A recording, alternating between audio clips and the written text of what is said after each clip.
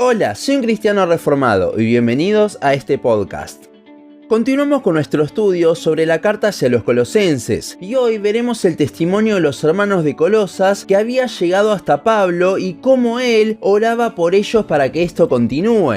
Colosenses 1 del 3 al 14 dice: siempre orando por vosotros, damos gracias a Dios, Padre de nuestro Señor Jesucristo, habiendo oído de vuestra fe en Cristo Jesús y del amor que tenéis a todos los santos, a causa de la esperanza que os está guardada en los cielos, de la cual ya habéis oído por la palabra verdadera del Evangelio, que ha llegado hasta vosotros, así como a todo el mundo, y lleva fruto y crece también en vosotros, desde el día que oísteis y conocisteis la gracia de Dios en verdad, como lo habéis aprendido de Epafras, nuestro consiervo amado, que es un fiel ministro de Cristo para vosotros, quien también nos ha declarado vuestro amor en el Espíritu, por lo cual también nosotros, desde el día que lo oímos, no cesamos de orar por vosotros, y de pedir que seáis llenos del conocimiento de su voluntad en toda sabiduría e inteligencia espiritual, para que andéis como es digno del Señor, agradándole en todo, llevando fruto en toda buena obra y creciendo en el conocimiento de Dios, fortalecidos con todo poder, conforme a la potencia de su gloria, para toda paciencia y longanimidad, con gozo dando gracias al Padre que nos hizo aptos para participar de las herencias de los santos en luz, el cual nos ha librado de la potestad de las tinieblas y trasladado al reino de su amado Hijo, en quien tenemos redención por su sangre, el perdón de pecados.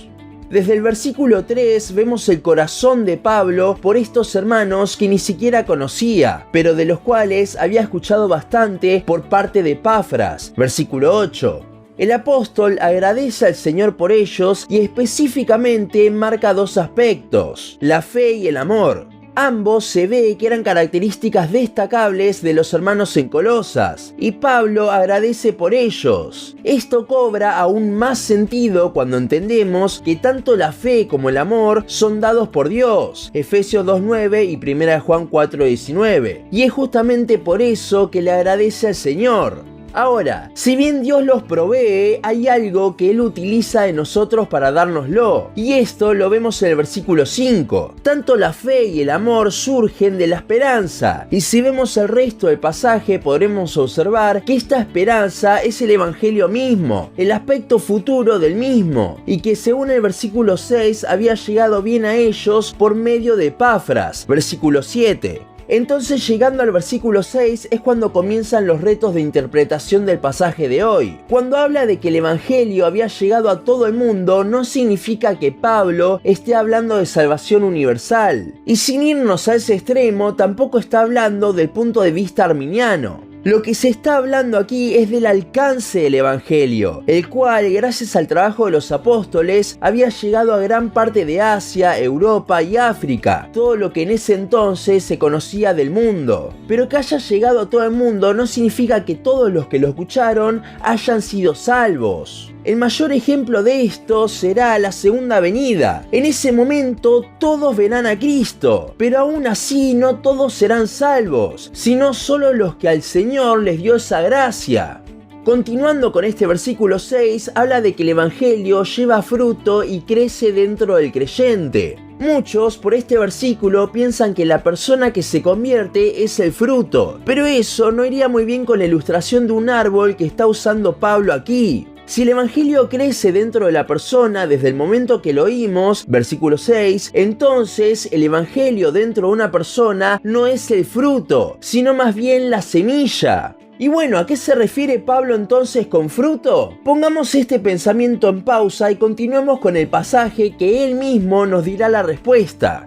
El versículo 9 nos comenzará a mostrar el pedido que hacía el apóstol por los colosenses. Pablo pedía para que los colosenses tengan cada vez un mayor conocimiento de la voluntad de Dios, con el objetivo de andar como Dios quiere que andemos. Aquí hay un par de puntos para remarcar. Primero, que buscar la voluntad de Dios no es como muchos piensan que la misma tiene que ver con las decisiones que tomamos en el camino de nuestra vida, como a qué universidad ir o con quién casarme. La voluntad de Dios se refiere a cómo Él quiere que nos movamos en esta vida, a cómo Él quiere que actuemos. Otra cosa a considerar es para qué ora Pablo. Él no ora para que los colosenses actúen de tal forma, sino para que sean más llenos del conocimiento de la voluntad de Dios. ¿Qué nos dice esto? Que el obrar del cristiano, como el Señor quiere que vivamos, surgirá principalmente de conocerle a Él. Primero viene uno y después el otro. Nunca vamos a poder obrar como Él quiere si no sabemos cómo es ese obrar que le agrada.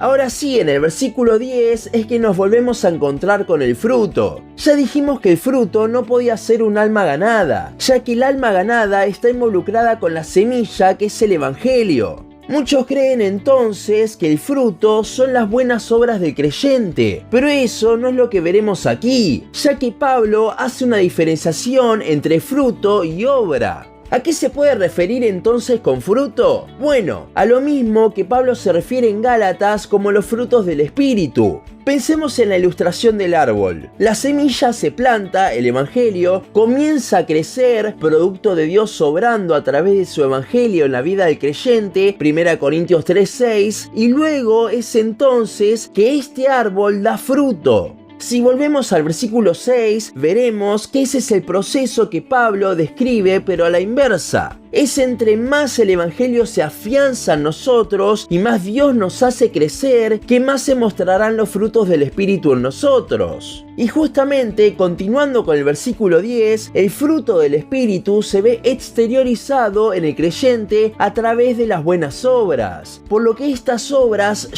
muestran al mundo los frutos del Espíritu en el corazón de un creyente. Esta ilustración del árbol refleja perfectamente la reproducción del Evangelio en las personas. La semilla es plantada, crece por el cuidado del que la sembró, Cristo mismo. El árbol da fruto producto de ese crecimiento, y cuando el fruto se cae del árbol, se exterioriza, por así decirlo, el sembrador lo planta en una nueva tierra produciendo un nuevo árbol. Esta última parte la podemos traducir de la siguiente forma: el fruto del Espíritu crea buenas obras, de las cuales una puede ser, por ejemplo, el evangelismo. Y como resultado de ese testimonio, de esa exteriorización, de esa muestra del fruto que ya vimos antes que tienen los colosenses, Dios planta la semilla que salió del fruto, de ese testimonio, y salva a otra persona, habiendo utilizado así la vida del primer creyente.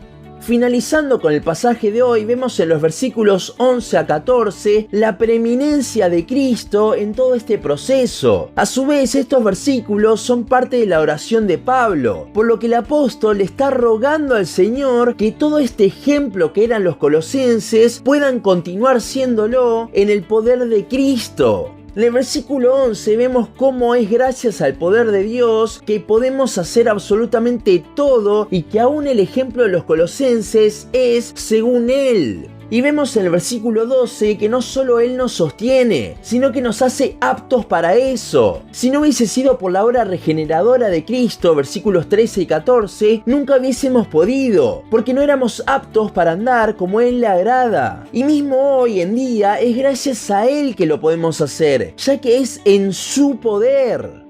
Por lo general me gusta terminar con una conclusión de lo que vimos hoy, y creo que lo mejor que podemos hacer es no solo tomar el ejemplo de los colosenses, de cómo ellos se apoyaban en el Evangelio para hacerlo, sino también de Pablo. ¿A qué me refiero con esto? A que los versículos 9 al 14, la oración de Pablo por los hermanos, debería ser también nuestra oración tanto para nosotros como para nuestros hermanos. Si realmente quieres ser de ejemplo, ruega a Dios para que te llene más del conocimiento de su voluntad y que gracias a eso y a su poder puedas vivir de acuerdo a ella. A lo largo de esta carta veremos la preeminencia de Cristo en varios aspectos, ya que Él es el centro, no solo de la carta, sino de todo. Por eso, tomemos del ejemplo que vemos aquí y veámoslo en el centro de nuestro día a día.